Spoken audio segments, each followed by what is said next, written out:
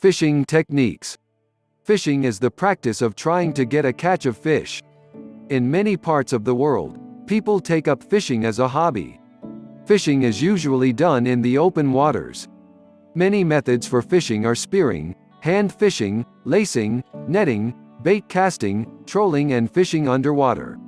Spearing refers to the process of catching fish using a spear or hook.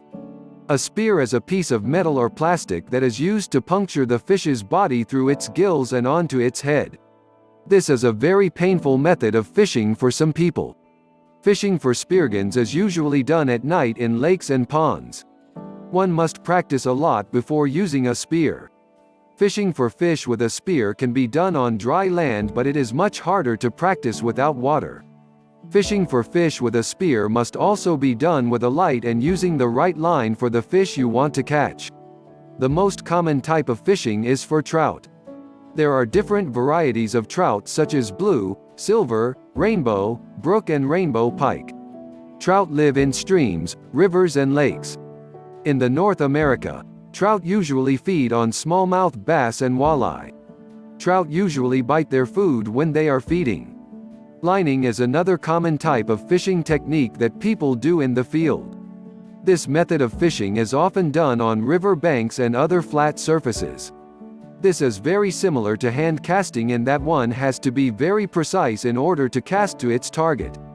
Another difference between fishing for trout and luring with bait is that trout do not eat the bait itself. Angling is a method of fishing which uses a small fishing tackle to cast a line into the water. Fishing for fish using this method involves hooking the fish and then letting the line hang down in the water. This is done to imitate the movement of a fish. When the fish swims by, it attracts the hook with its movement and the hook catches it and pulls it out of the water.